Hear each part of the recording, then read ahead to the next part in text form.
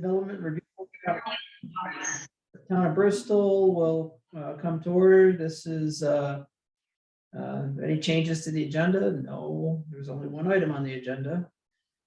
We're not going to be able to do the minutes. Nope. February 8th. Or I mean from April 12th. I don't know about February 8th. We'll figure that out. So the new business is permit number 22401. Craig Scribner Sr. located at 77 Bristol Cliffs Drive, parcel number 090153, requesting sketch plan approval for a 2-lot subdivision for the Bristol Unified Development Regulations, Article 9, Section 930. And Craig's here with Jason Barnard, and you got swear you in, folks. Raise your hand. You solemnly swear the evidence you shall give before this development review board shall be the truth, the whole truth, nothing but the truth. Yeah, that number is 78, not 77. Yeah. Should be. Okay. The address is 78. Yeah. Got that, Peggy? Address is 78 Bristol Cliffs, not 77. Thank you. Okay, so Jason, you want to, we've got the sketch plan, and Craig, or Chris has it up on the screen. You want to walk us through? Sure. Give us a quick summary. Sure. So we're looking at the Lower Notch Road on the right-hand side of the screen. Bristol Cliffs Drive is the border to the south, so it's bordered by 2 roads. The parcel is about 4.67 acres in size, 4.66, depending on how you scale it. So the tax maps, survey yet to be completed. But basically what we're doing here is a 2-lot subdivision where there'll be 1 new lot created, 2.33 acres in size, plus or minus. And then the remaining land will be about 2.3 acres in size as well. We have talked to Craig tonight and before. We may do some minor modifications to the interior subdivision line, but they'll both be greater than 2 acres. We may make it a straight line and eliminate one of the pins that's up where Chris has his cursor now. So we'll kind of just tweak that a little bit. And one change we've looked at, we've also looked at the site distance off of Bristol Cliffs Road. Craig he drives it every day. We may want to try to bring the driveway, have the access actually be off Lower Notch Road. For the first lot, for lot 2. Just for lot 2, yeah. The remaining land, lot 1 will remain as is. Access won't change. Why are you thinking of a loop driveway on lot 1? It's there already. Oh, it's there already. Oh, okay. All right, so that's an existing house and you're carving off a building lot. Using the easterly side of the property. Yep, So okay. north is up top, east on the right side, west on the left. Border with Bristol Cliffs Drive on the south. And it's going to be residential. Correct. Okay. Single family home. Yep. Done test pits, the soils are good. Provided sketch plan approval, we'll be ready to survey and start through the state permitting process. Okay. And you got plenty of room, though. You don't anticipate any problems with setback. Don't. Yep. No. And topography looks pretty level. Topography is about as flat as it gets, and soils are about as well drained as you get. Yep. All right. So Any questions from any of the board members? This is sketch plan review, so it's our time to point out things potential issues or things we might want to see addressed. But the main issue is whether it's qualifies as a major or minor, and since this is less than 3 lots and it's residential, it's a minor, which means it'll be one subdivision hearing unless something comes up. So now's your time to point out issues if you see any, or need any further information from Jason before he draws up a final plan. I would just say this looks pretty straightforward. I would agree, yes. Yep. the only deviation we do see is, like I said, just access off Lower Notch Road. It actually is a safer, after talking with Craig, the site distance to the south with Bristol Cliffs Road isn't ideal. You can gain another 180 feet of site distance. Eric Cotto agrees. Yeah, I've talked to him. yeah, so you'll need to, if you go, well, is Bristol Cliffs Drive, is that town highway or is that private? Private. that is, so you need highway access permit off Lower Notch Road from the road foreman. Yes, and he agrees Yep. that it would be a safer ingress and egress farther down. Yep, okay. And just a question, the select board, you'd have to go to them for a driveway cut? Right.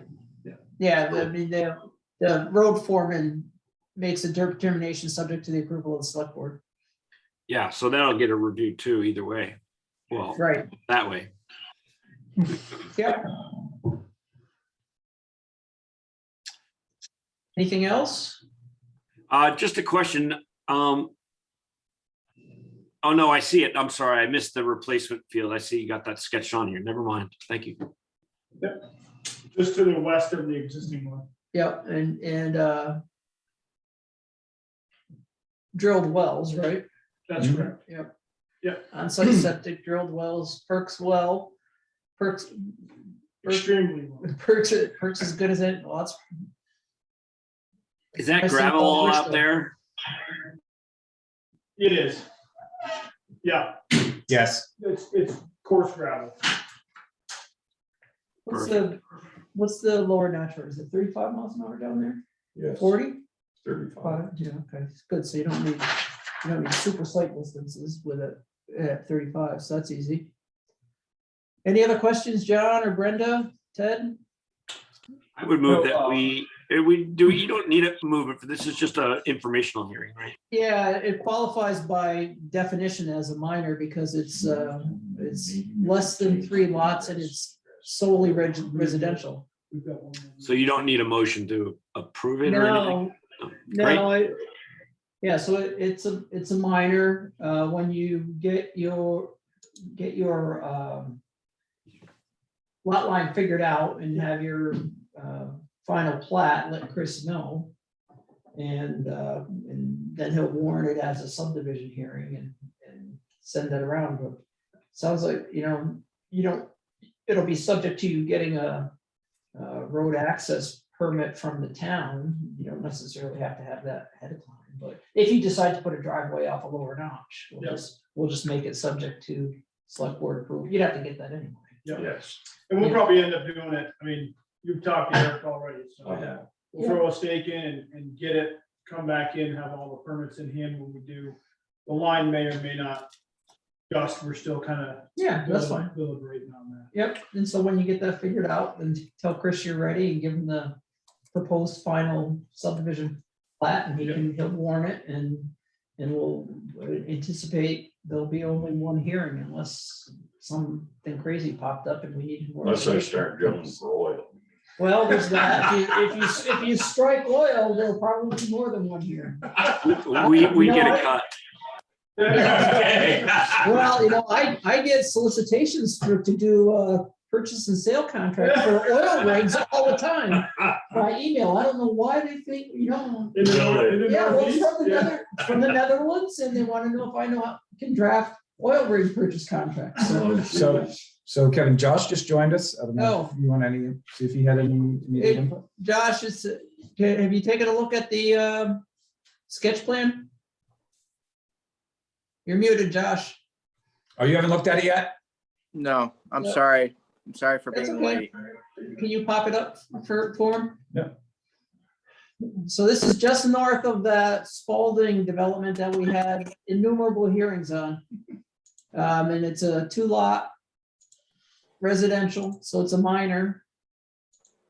And they may decide, so the back lot 1 is an existing house, lot 2 is going to be on the border of the Notch Road. They may decide to take the access right off the Lower Notch Road rather than Bristol Cliffs.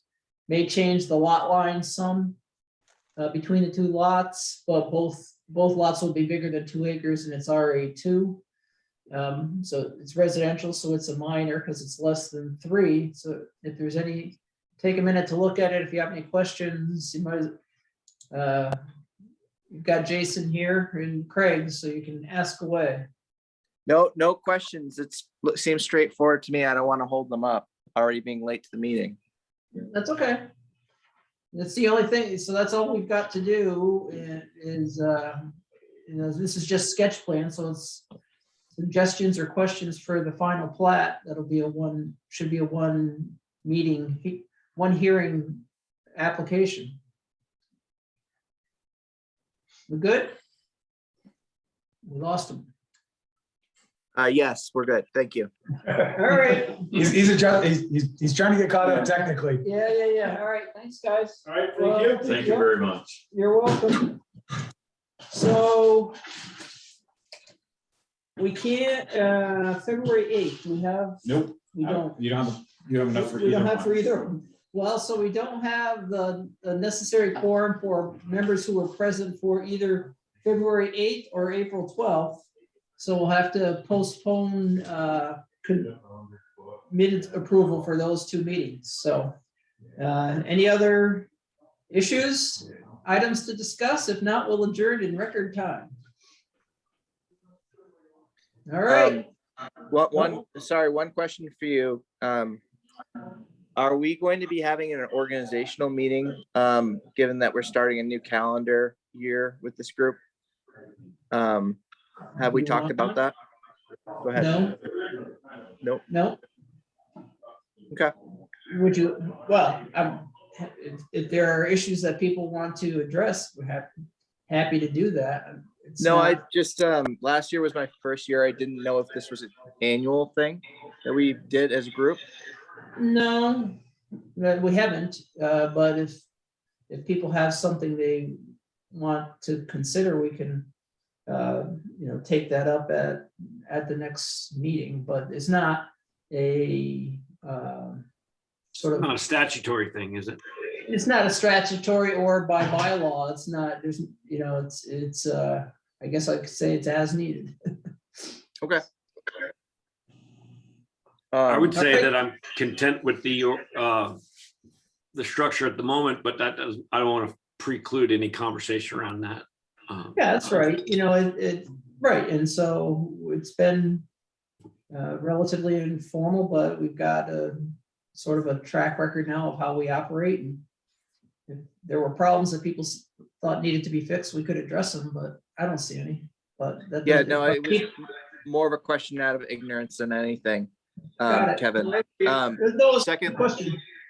secondly, I've noticed that our body has reduced in number. Right. And I was just wondering what steps are being taken to see that we don't get down to that critical number of a quorum. Well, I'm sure Valerie and the select board are looking, but I don't know that anybody, if they have any candidates that have come forward who have expressed any interest. How many openings are there at the moment? Pardon me? Are there openings at the moment? Yeah, Carol resigned. I think, And then Rob who was an alternate, but he's also on the PC. He didn't want to renew as an alternate. So we're down Carol's spot, right? We're down one officially, but we could use a second alternate. you could actually use two alternates. Two alternates Paul- because Josh filled in. It's Josh, yeah. Josh, and Paul is, I think. Paul is agreed done. to, right, when Paul agreed to step down and Josh filled his spot for the select boards. And so, and then Rob decided he didn't want to renew for this year because he's both doing PC and Dearborn was enough. Doing PC was enough. Yeah. And Carol recently resigned. So we've got, the board has some spots to fill, but I haven't heard where they are in the process, but I'm sure Michelle Purley will fill me in as they're getting some heavy breathers. Yeah, as of Friday, when I spoke with Valerie last, there had been no interest in the DRB or planning, just the downtown review is the Yeah. only one that we've seen so far. So on that note, if you know of anyone or hear of somebody who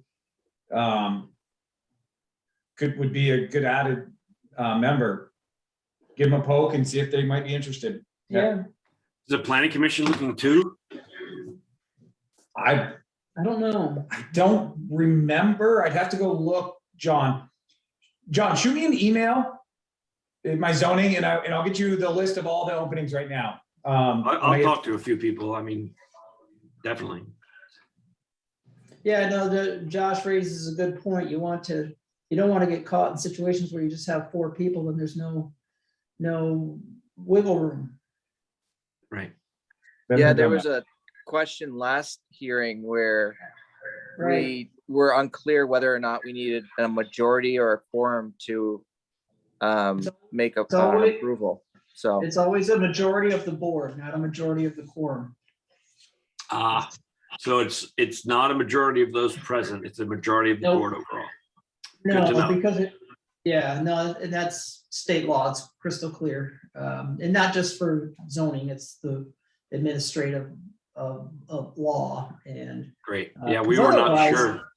Yeah, because, you think about it, you could end up, say, you got a 7-person board, majorities 4, 5 people show up, and now does 3 votes carry it or not? And it's a majority of the body, always. All right. Perfect. Which means it's really helpful to have a full panel and no empty seats, because schedules are gonna create absentees sometimes. Yeah, I'd love to get our vacancy filled. Yep, exactly. I do have one other question. It's vaguely related. It's more informational background, but I'm just interested in enforcement and what that means in Bristol. And I don't know where to sort of plot that conversation down amongst our meetings over time, but None. I would love to find a way to discuss what that means. And what if I, as somebody on the DRB, sees something I think is a violation? What do I do? I don't know. I Well, literally don't know what I would do. What's the Well, right you- course? I mean, It would alert Chris. Yeah. Let me, a little background, because this, over the years, I've encountered this as an issue that's frequently misunderstood by people who want to alert the DRB to what's going on or what they think the zoning administrator should or shouldn't be doing. And there's an assumption, it's a reasonable assumption, that we're Chris's supervisors in some way and have authority over him in some way. There's an important misconception there. It's not true. We're a the select board has authority over the zoning administrator, and whether he's doing his job or not, or someone has an issue, they bring it to the select board, because what's important for us to keep in mind is we're a quasi judicial body. We're judges. If a violation comes before us, or if an application comes to us. So because of that, we can't have any involvement on the enforcement side ahead of time. Say, hey, you should do this or that, or this is wrong, and we got to stay out of all of that. But you can't. That doesn't mean you have to put blinders on. If you see something and you think it might be an issue, then you alert Chris, and then if indeed it comes before the board at some point because of a notice of violation that's appealed, then you'll have to decide whether there's been such personal involvement ahead of time that you should recuse yourself or not. Just because you saw something that you thought, hey, that building looks like it was built too close to the setback and not in accordance with the permit, and Chris goes to check it out, that wouldn't, in my mind, cause you to need to recuse yourself if it came up as an NOV. But if it was a situation where somebody was some use issue that you thought was like too much noise or something like that, then the person was experiencing that. Now you're a witness to, you're acquiring witness knowledge, or potentially, and it would be hard to perhaps to divorce yourself from what you experienced outside the hearing. And the person should probably recuse themselves there, because we're supposed to judge what an appealed violation, which is an enforcement decision. We're supposed to judge that on the evidence that comes before us in the hearing, not what we've learned ex parte, outside the hearing on our own. so that's all really helpful. Thank you. Yeah, so the other piece, John, like, this month alone, had somebody who came forward, felt that there was a gross violation. Upon review, it was a misunderstanding. I provided them a 2-page ruling, for lack of better term or decision, which they have the right to appeal that if they feel that my interpretation is incorrect. And that would come to this board as the appeal. Yeah, that's right. So it's not just the would-be target of a notice of violation that has an appeal right. If you're say a neighbor, you have an interested party and you're saying, hey, this is a violation, it's affecting me. And either Chris doesn't think it's a violation and says it's not, or puts it on the back burner and just doesn't act, or makes a decision to fix it, that because he's got some discretion there, that the neighbor isn't happy with, they have the right to appeal that action or inaction to this board. And then we would take it up. And in that case, you're deciding, is it a violation if Chris had ruled it wasn't? And if we thought otherwise, then we'd say it was, or whether the response was appropriate in our mind or not. So that's a scenario. And then another scenario that came up in my mind was, let's say we sitting as a board, we grant a permit to some applicant comes along, and I don't know, a year later, whatever, the project is implemented and built out or whatever, and we see something that relates to the approval a year ago to do the project. That's something we could go to Chris with and say, hey, project X was supposed to be 35 feet tall, but it's 85 feet tall, or whatever. That would be right. Or check out the height, see if they complied. I think they might not have. And then he goes and does that. And it's Chris's evidence at that point that he would present.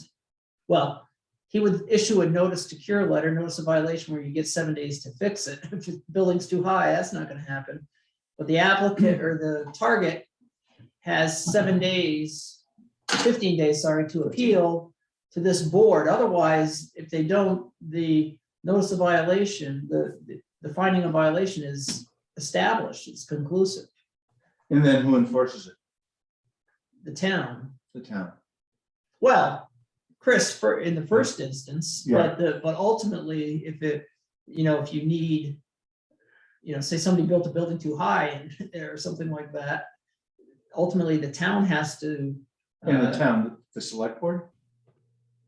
Yes. Yeah, bring suit. You can bring, there's enforcement authority, you bring suit in environmental court. If you need a court order to tell somebody to stop, to change what they've done. Mhm.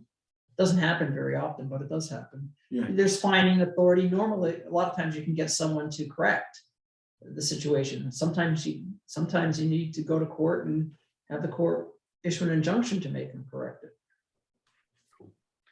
That's all really helpful. Thank you. I just always was curious about that. That clarifies a lot for me. Thank you. You're welcome. And any Yeah, so- other? Go ahead. Josh, do you have a printed copy of the Unified Development Regulations? I don't, and thank you for reminding me. I would like to get a copy of that. For I example, didn't get it as an alternate. on Go ahead. page 34, it tells you what the zoning administrator does in certain circumstances.